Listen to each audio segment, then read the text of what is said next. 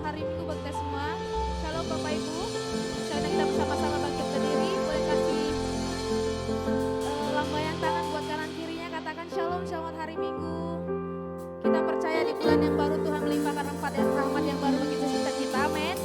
Yang rindu bersuka cita boleh lambaikan tanganmu, boleh berikan tepuk tangan yang paling meriah buat Tuhan kita. Haleluya.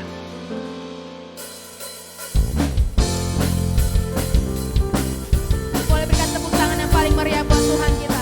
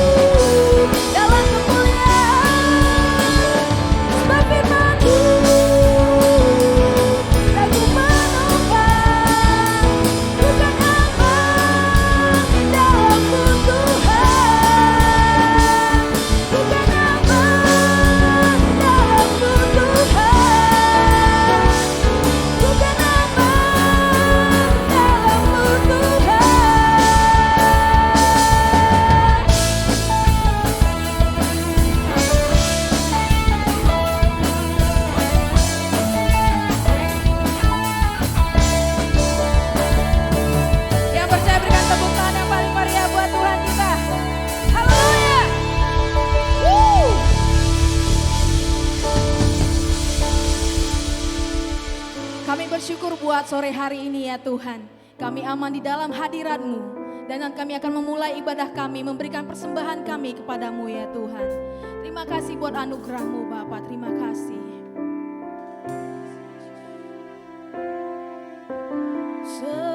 Semusim berlalu, namun Kau selalu pelihara aku. Kasih dan setia-Mu tak pernah layu di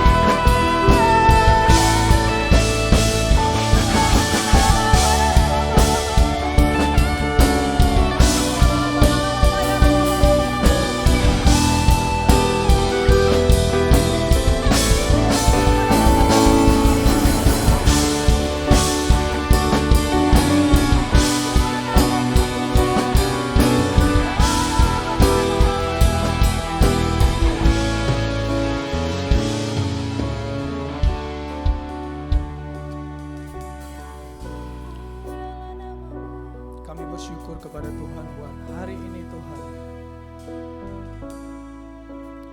Setiap kami umat-Mu yang datang di tempat ini bukan secara kebetulan, bukan karena memenuhi Taurat-Mu Tuhan, tetapi karena kerinduan hati kami bertemu dengan Tuhan.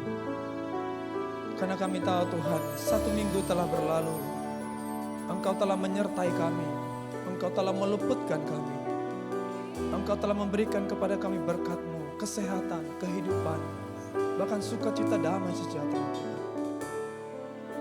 Jikalau ada pun Tuhan hal yang tidak baik yang kami lalui Tuhan, kami percaya semuanya itu Tuhan mendatangkan kebaikan bagi kami Tuhan Yesus. Terima kasih Bapa yang baik. Biarlah kiranya pada sore hari ini Tuhan, Engkau hadir di tengah-tengah kami Tuhan. Lebih dan lebih lagi Tuhan. Karena itu kerinduan kami Tuhan. Tidak yang lain yang kami inginkan selain daripada pribadi-Mu ya Tuhan. Kami haus dan lapar akan Engkau Tuhan. Engkau menjadi jawaban bagi kami. Sebab Engkau berfirman, Akulah jalan kebenaran dan hidup. Terima kasih Bapa yang baik. Urapi kami pada hari ini Tuhan. Mimbar ini adalah milik-Mu ya Tuhan. Hamba-Mu ini adalah manusia biasa yang tidak ada apa-apanya. Hamba-Mu ini adalah media Tuhan. Engkaulah yang berbicara kepada kami. Engkaulah menyampaikan Tuhan suara kenabian. Engkaulah menyampaikan Tuhan Yesus pesan-pesan-Mu kepada umat-Mu ya Tuhan. Terima kasih Tuhan buat sore hari ini. Kami akan memulai ibadah ini Tuhan dengan ucapan syukur di dalam nama Yesus Kristus. Jemaat Tuhan yang siap mendengarkan firman Tuhan bersama kita katakan amin. Berikan kemuliaan bagi Allah kita. Ya, shalom Bapak Ibu. Bapak-bapaknya cuma 1 orang nih. Sebelum saya menyampaikan apa yang menjadi renungan firman Tuhan bagi kita pada sore hari ini. Pertama saya mengucapkan terima kasih dan syukur kepada Tuhan. Kenapa Bapak Ibu? Jujur selama pandemi kurang lebih hampir setahun ibadah sore tutup. Dan beberapa jemaat telepon saya berbolak-balik karena saya orang sekretariat. Pak, bagaimana dengan kami? Yang biasanya kami beribadah hanya hari Minggu sore. Karena kami pun memiliki kewajiban di dalam pekerjaan kami. Bapak Ibu Saudara terkasih, saya menjawab kepada mereka, biarlah Tuhan Pak yang memberikan kepada kita kesempatan untuk beribadah. Bapak Ibu Saudara mungkin datang di tempat ini beribadah mungkin berpikir, ya seperti biasalah orang lazimnya bisa beribadah. Namun saya mau katakan bahwa setiap orang yang beribadah kepada Tuhan adalah oleh karena kasih karunia Tuhan. Ada banyak di tempat lain yang gak bisa beribadah Bapak Ibu. Ada banyak orang yang terbaring di tempat tidur ingin beribadah tapi tidak bisa beribadah. Bahkan ada saudara-saudara kita yang mungkin sudah kita ketahui. Oleh karena pandemi COVID ini banyak yang tidak bisa beribadah lagi selama-lamanya. Namun pada sore hari ini saya mengatakan puji Tuhan. Saya jujur Bapak Ibu sangat bersuka cita. Teman-teman bilang begini, mungkin nanti Bapak nanti khotbahnya ini cuma dikhotbahi kursi ya. Cuma kursi yang dikhotbahi karena gak ada orang. Saya optimis Bapak Ibu. Kenapa? Gereja Tuhan harus dipenuhi dengan umatnya. Gereja Tuhan harus dipenuhi dengan jiwa-jiwa. Karena gereja Tuhan adalah tempat di mana orang akan bertemu dengan Tuhan. Di mana ada mesbah, di mana dipersembahkan korban pujian dan penyembahan. Allah turun, maka Tuhan akan memberkati umatnya. Jadi Bapak Ibu Saudara, jujur saya pribadi sangat bersyukur pada hari ini. Ini adalah perdana daripada ibadah sore hari. Oleh karena itu Bapak Ibu, saya menghimbau, mari ajak daripada saudara-saudara kita, ingatkan mereka bahwa pada hari ini, mulai pada bulan Februari ini sudah dibuka ibadah yang keempat. Amin Bapak Ibu. Amin, puji Tuhan. Itu kunci apa tadi? Coba kunci. Bapa, ku persembahkan hidupku sebagai persembahan yang hidup, kudus dan yang berkenan padamu, sebagai ibadah yang sejati. sekali lagi jemaat aja. Bapa, ku persembahkan hidupku sebagai persembahan yang hidup, kudus, kudus, dan yang berkenan padamu, sebagai ibadah yang sejati. Mari katakan, ku sembahkan Tuhan, ku sembahkan Tuhan, ku serahkan hidupku kepadamu. Untuk kemuliaan nama Tuhan, untuk kemuliaan namamu, ku sembahkan Tuhan, ku sembahkan Tuhan, ku sembahkan Tuhan, ku serahkan hidupku kepadamu, untuk kemuliaan namamu. Bapak Ibu terkasih, mungkin setelah banyak kita tonton daripada pesan-pesan Tuhan, daripada melalui hamba-hamba Tuhan, gembala-gembala kita, ada satu pesan Tuhan pada tahun 2021 itu adalah kita berjalan di dalam integritas dan kebenaran.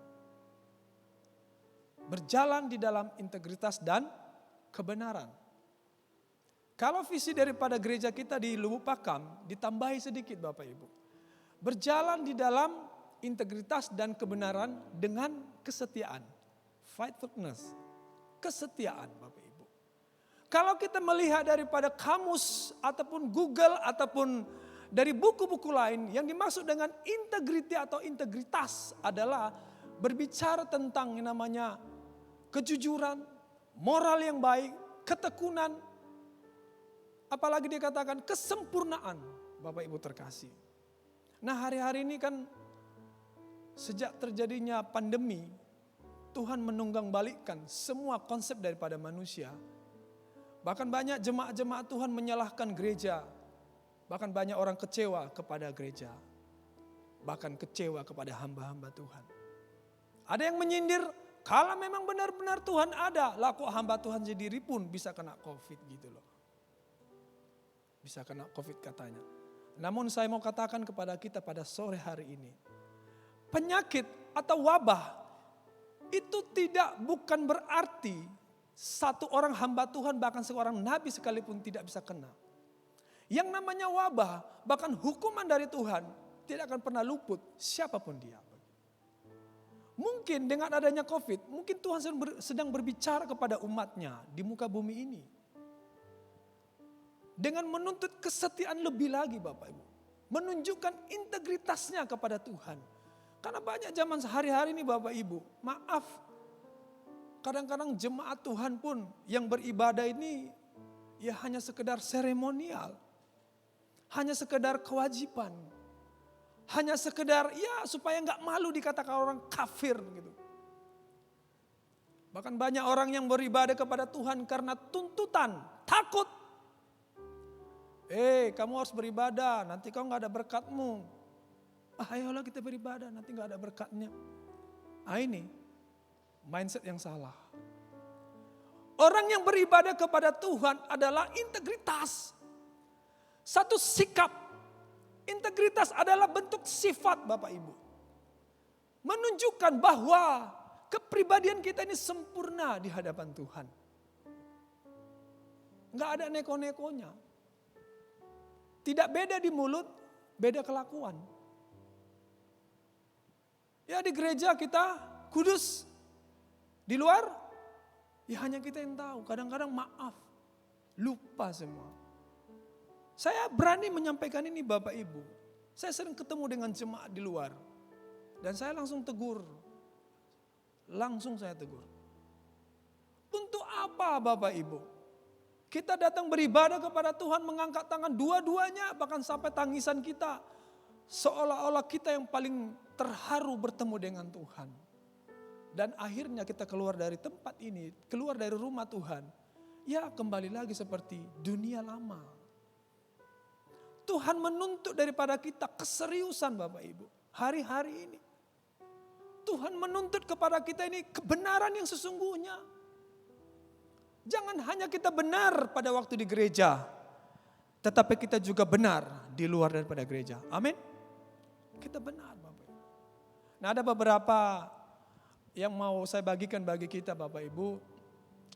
Bahwa integritas satu kepribadian yang tulus akan bisa kita lihat nilai-nilainya. Bagaimana seseorang itu memiliki integritas.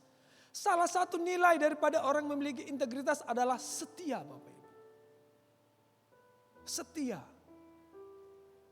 Setia melakukan kebenaran. Setia beribadah. Setia berdoa. Amin. Nah, janganlah pula gini. Waktu masih banyak berkatnya.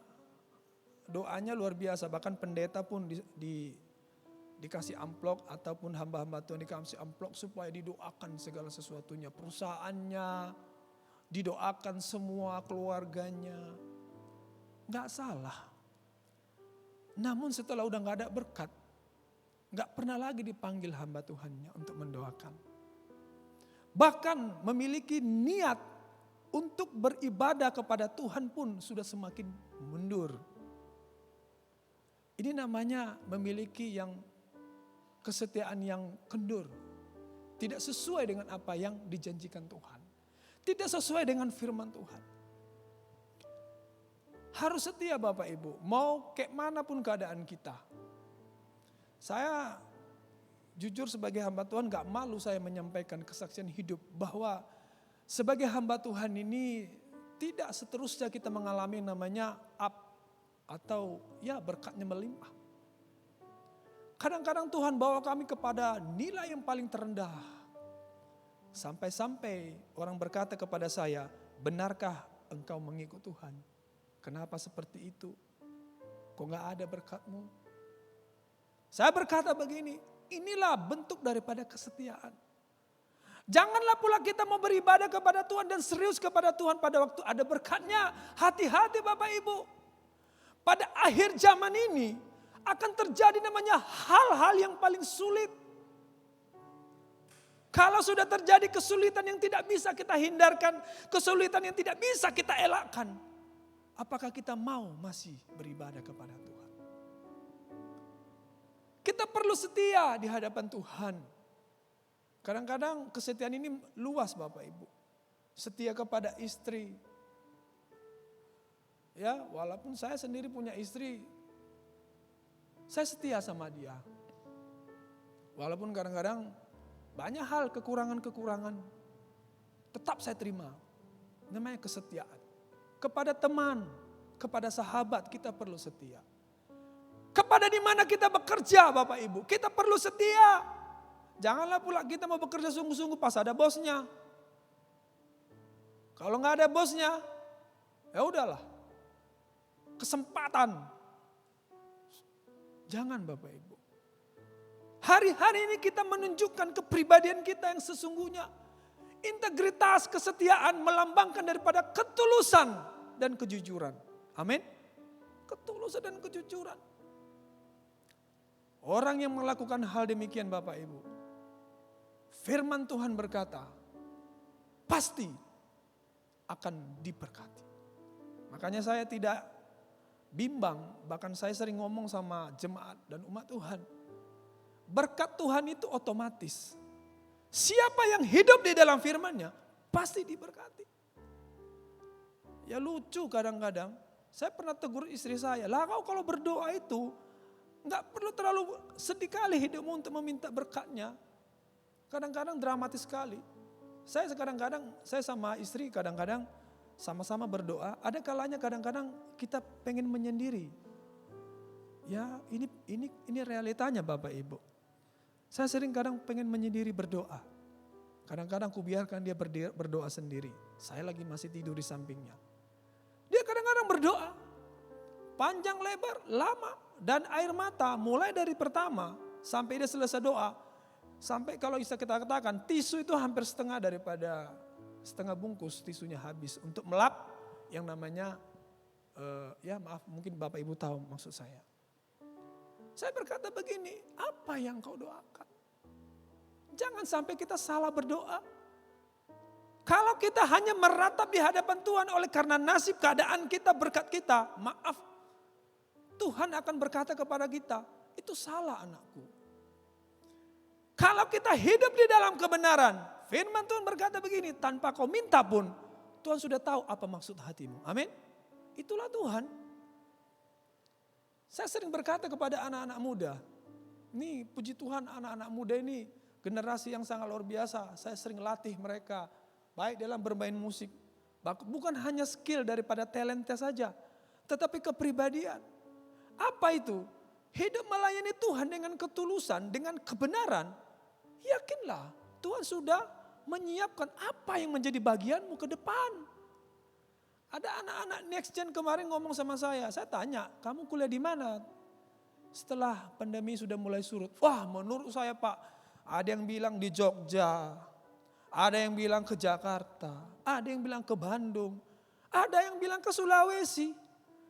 Saya ketawa sih secara pribadi. Loh, saya bilang begini, ya sebenarnya sih tidak salah. Namun firman Tuhan menyatakan bahwa setiap orang yang hidup di dalam kebenaran, bahkan sama seperti Ishak waktu terjadi namanya kelaparan di Gerar. Ya Bapak Ibu, semua orang-orang Filistin pada waktu itu di tempat mereka berada di Gerar, itu terjadi kelaparan habis-habisan. Dan Ishak memiliki ikhtiar bahkan inisiatif untuk pergi ke Mesir. Karena di Mesir di sana terdengar masih ada bahan makanan. Namun Tuhan berfirman kepadanya, jangan. Kau harus menabur di sini. Maka dia mendengarkan firman Tuhan itu. Dan apa yang terjadi? Dia menabur di tempat yang kering Bapak Ibu. Orang semua kelaparan dari menabur. Orang pikir aneh nih orang. Namun terbukti Bapak Ibu. Itu terjadi. Penuaian yang sangat luar biasa. Bahkan dicatat dalam Alkitab.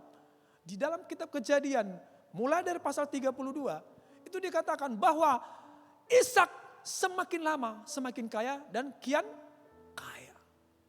Artinya bagaimana Bapak Ibu? Keberhasilan seseorang bukan ditentukan daripada rancangan kita. Tetapi keberhasilan seseorang ditentukan oleh karena maunya Tuhan. Amin. Mau kamu di Lubuk Pakam pun, kalau sudah Tuhan mengatakan, anakku pasti kau akan diberkati di sini. Terjadi Bapak Ibu. Makanya saya sering ngomong sama, ada teman-teman kita dari pekerja-pekerja swasta yang ada di bandara, bahkan yang ada di daerah-daerah Lubuk Pakam, di perusahaan-perusahaan. Mereka selalu kadang-kadang berpikir, ya pesimis gitu. Saya tanya, bagaimana kabarnya Dek? Ya gimana lah Bang, namanya juga kerja serabutan, namanya juga kerja di pabrik, kerja di PT. Cemana lah Bang, ini orangnya pesimis. Saya ngomong jangan. Orang yang hidup di dalam kebenaran, Tuhan pasti angkat dengan caranya Tuhan. Yang percaya katakan amin. Pasti, saya sudah ngalami Bapak Ibu. Lah saya dulu karyawan. Bertahun-tahun saya jadi supir. Apa yang saya bawa Bapak Ibu? Mobil box yang ngantar gula, mengantarkan apa lagi? Beras. Kerjanya mikul Bapak Ibu. Tapi karena saya memiliki Tuhan yang dahsyat. Saya memiliki Tuhan yang luar biasa. Dari supir, dari tukang angkat, Tuhan angkat menjadi saya jadi mandor. Beberapa tahun kemudian Tuhan angkat menjadi kepercayaan bos. Bahkan saya menjadi asisten, manajer, dan seterusnya Bapak Ibu. Bahkan kepala perusahaan ngomong, Fit, kamu mau bekerja sama saya, kamu minta gaji berapa? Nah, ini kan terbalik kan. Kamu minta gaji berapa? Memang sebagai seorang anak Tuhan, nah, janganlah pula kita mantang-mantang udah ditawarkan begitu, kita hantam pula orang dengan gaji yang tinggi, orang bikin stres. Ya kita sesuaikan. Saya ngomong, apa yang dipandang Bapak baik, saya akan terima. Dan benar Bapak Ibu. Di atas rata-rata gaji orang, saya di atas. Dan saya bisa menentukan, saya libur hari Minggu. Orang semua bekerja, saya libur. Gak bisa diganggu gugat. Kenapa? Anak Tuhan. Memang tidak semuanya bisa seperti itu. Maksud saya adalah banyak caranya Tuhan untuk mengangkat kita. Amin. Banyak caranya Tuhan. Nah, ada beberapa yang perlu harus kita kita lakukan di dalam kehidupan kita sebagai membuktikan kesetiaan kita. Ada beberapa hal yang harus kita lakukan. Yang pertama adalah kita harus bekerja keras dalam melayani Tuhan, Bapak Ibu. Ya, mungkin ada PowerPoint saya. Ya. Bekerja keras dalam melayani Tuhan adalah bukti dari kesetiaan. Nah, ini di dalam Matius pasal yang ke-25 ini dikatakan bahwa ada seorang, ini berbicara tentang talenta ya. Ada seorang tuan memberikan talenta kepada hamba-hambanya sebelum dia pergi ke luar kota. Ada yang dikasih 5, ada yang dikasih 2, ada yang dikasih 1. Di dalam ayat yang ke-24 dan 25 ada seorang hamba yang dikasih 1. Bukannya dikembangkannya talenta ini, malah dia takut. Disembunyikannya talentanya, dia ngomong begini sama tuannya begini. Tuan, aku tahu Tuhan adalah orang yang kejam. Yang di mana Tuhan menuai, di mana Tuhan tidak menabur. Aku sudah menyimpan talenta Tuhan, makanya karena aku takut katanya begitu. Wah, nanti saudara bisa baca di rumah ya. Saya sudah lengkapkan semua ayat-ayatnya. Artinya begini Bapak Ibu, jangan kita sebagai anak Tuhan memiliki pola pikir yang pesimis. Memiliki karakter yang pasif. Kita harus berjuang. Sebagai karyawan harus berjuang, tunjukkan integritasmu. Tunjukkan kesungguhanmu. Ya ini anak-anak musik ya tunjukkan. Tingkatkan permainanmu. Saya dulu sebagai seorang musisi yang bisa semakin up. Sampai latihan berjam-jam. Sampai saya mengatakan, aduh Tuhan orang kok bisa kok sama-sama makan nasi saya kok gak bisa. Bahkan saya kadang-kadang dimarahi kepada tetangga. Suara apanya kok keluntung sampai malam. Dan saya tetap kerjakan. Artinya ada kesungguhan kerja keras Bapak Ibu. Masa iya sih sebagai seorang karyawan kalau kita memiliki kepribadian yang kerja keras. Pimpinannya melihat bagaimana? Seluruh pemimpin di muka bumi ini kalau dia melihat yang namanya bawahannya orang yang bekerja keras, orang yang ulet dan jujur. Saya percaya Bapak Ibu. Dia akan memiliki pemikiran positif dan dia akan memberikan nilai plus kepada Anda. Dia akan memberikan nilai yang baik kepada kita. Yang kedua, kita perlu berjaga-jaga Bapak Ibu dan menanti-nantikan Tuhan. Nah ini ada di dalam Matius pasal yang ke-25 ini berbicara tentang gadis-gadis yang bijaksana dan gadis-gadis yang bodoh. Ini kenapa? Kenapa ini perlu Bapak Ibu? Karena pada hari-hari bentuk daripada kesetiaan itu memiliki ciri khas yaitu suka menantikan Tuhan. Lah inilah pula, cobalah Bapak Ibu perhatikan. Waktu kita memiliki masa muda, kita berpacaran kepada pasangan kita karena kita mau berlaku setia. Apakah kita tidak pernah menantikan daripada pasangan kita? Saya dulu, jangankan dulu mau menantikan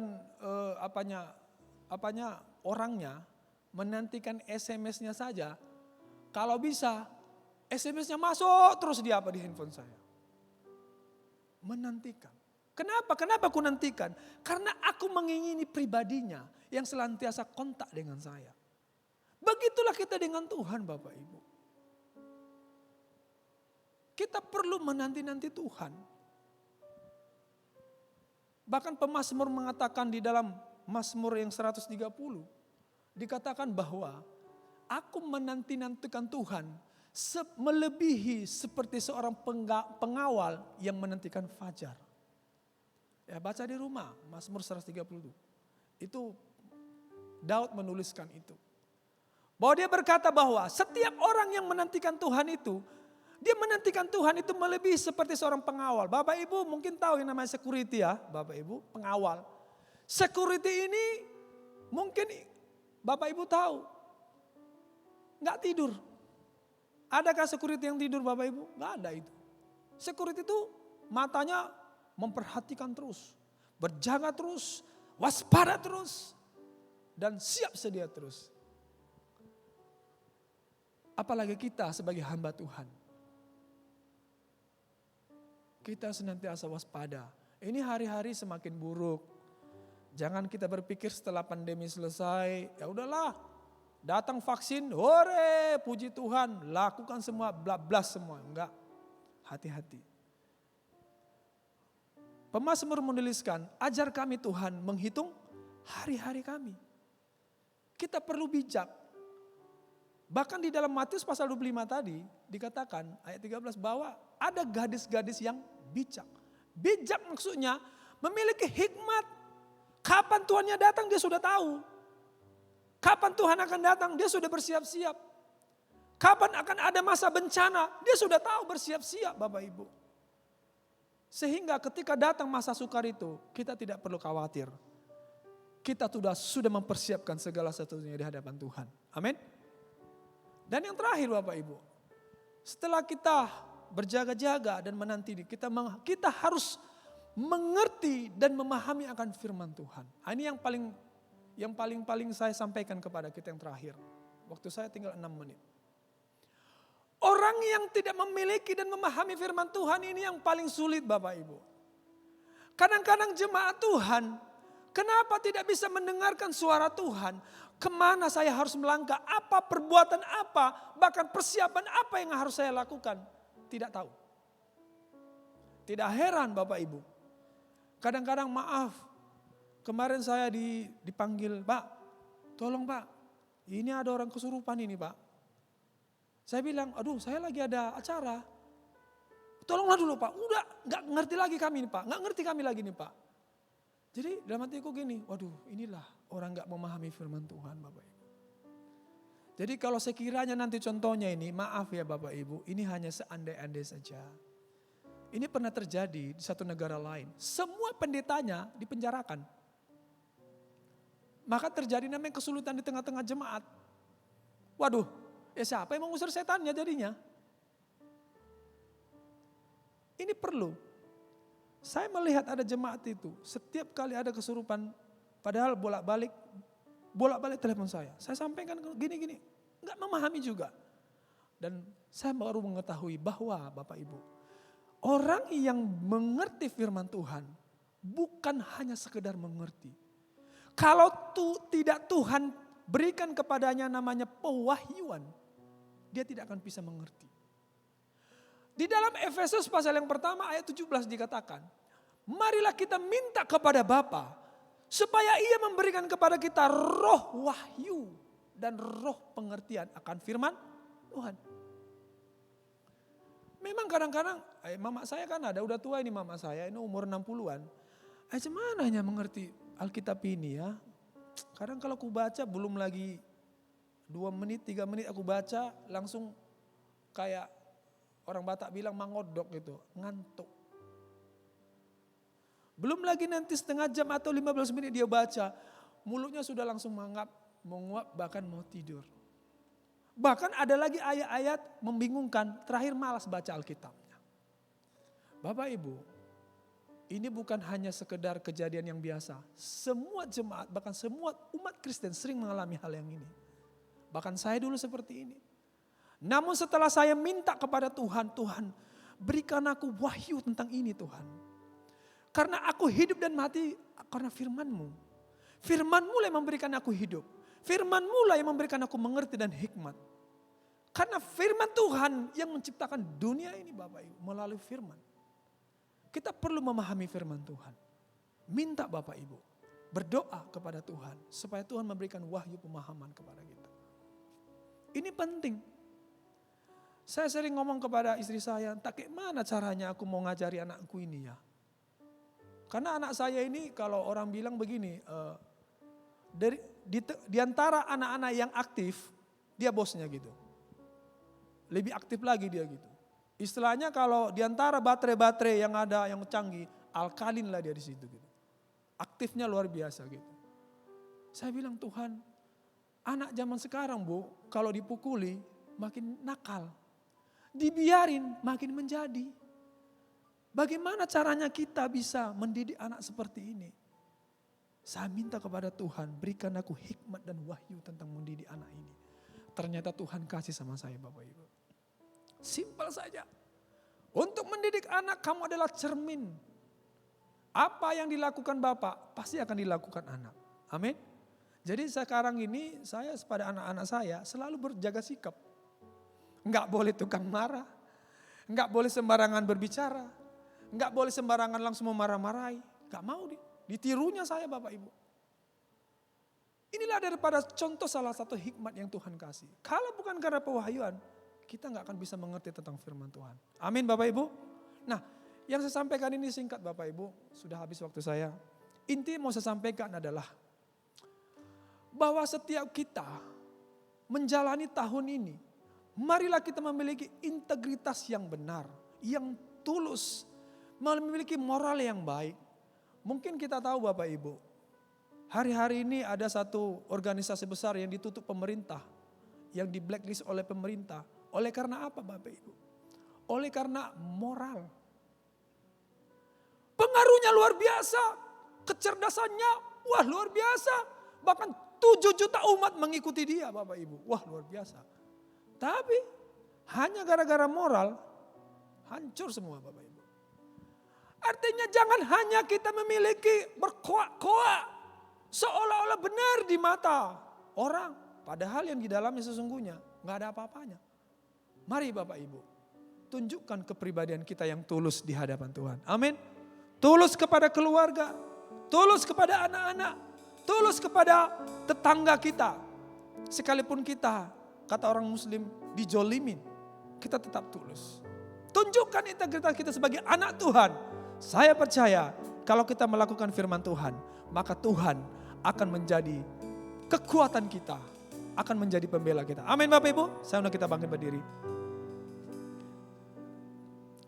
Bapa, ku persembahkan tubuhku sebagai persembahan yang hidup, kudus, dan yang berkenan padamu, sebagai ibadah yang sejati. Mari katakan, ku sembah Kau Tuhan. Ku sembahkan Tuhan, ku sembahkan Tuhan, ku serahkan hidupku kepada untuk kemuliaan nama-Mu, untuk kemuliaan nama-Mu. Ku sembahkan, ku sembahkan Tuhan,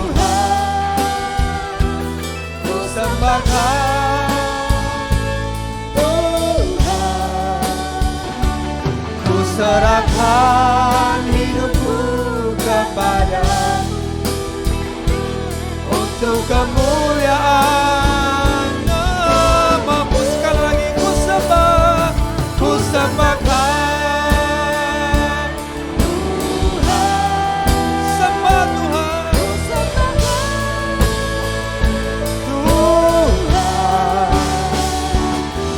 serahkan hidupku kepada-Mu untuk kemuliaan nama-Mu. Ku serahkan hidupku, ku serahkan hidupku kepada-Mu untuk kemuliaan nama-Mu. Sekali lagi, ku serahkan Tuhan, ku serahkan hidupku kepada-Mu untuk kemuliaan nama-Mu. Mari berikan kemuliaan bagi Allah kita. Haleluya. Yes Tuhan. Terima kasih Tuhan. Kami menyerahkan hidup kami untuk kemuliaan nama Tuhan. Biarlah hidup kami menjadi persembahan yang hidup di hadapan Tuhan. Pada sore hari ini kami akan pulang dari tempat ini Tuhan. Sebelum kami pulang, Engkau memberkati umat-Mu yang telah datang ya Tuhan. Jikalau mereka datang dalam keadaan masalah, Tuhan selesaikan perkara mereka. Bantulah hamba-hambamu dan umatmu. Jikalau mereka sakit, Tuhan pulang dari tempat ini Kau sembuhkan mereka. Bahkan keluarga mereka yang sakit dan mereka doakan di tempat ini terjadi mujizat pada hari ini juga Tuhan. Pada detik ini terjadi mujizat-Mu Tuhan. Engkau memberkati kandungan mereka Tuhan. Bagi ibu-ibu Tuhan yang merindukan Tuhan, sedang momongan Tuhan. Engkau memberkati setiap pekerjaan-pekerjaan umat-Mu Tuhan. Engkau memberkati ladang mereka. Engkau memberkati usaha mereka Tuhan. Engkau memberkati Tuhan Yesus kesehatan mereka Tuhan. Berikan mereka Tuhan kemampuan untuk semakin lebih lagi mengenal Tuhan. Bukakan pikiran kami. Berikan kami roh hikmat dan roh wahyu daripada Engkau Tuhan.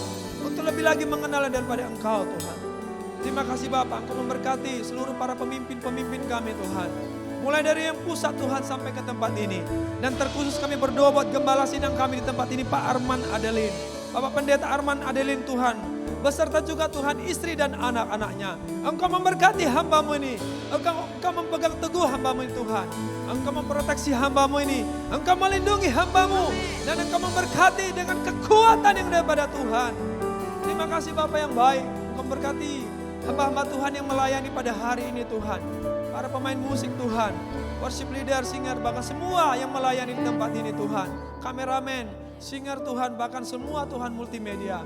Hamba-hamba Tuhan, para pendoa Engkau memberkatinya Tuhan. Dan biarlah kiranya Tuhan sebelum kami pulang dari tempat ini Tuhan, izinkan kami untuk menerima berkat-Mu. Mari jemaat Tuhan, angkat kedua tangan-Mu. Pulanglah, bawalah damai sejahtera daripada Allah Bapa di sorga. Cinta kasih daripada Tuhan Yesus Kristus. Dan persekutuan daripada Roh-Nya yang kudus. Memelihara kamu, memimpin kamu, bahkan menuntut kamu.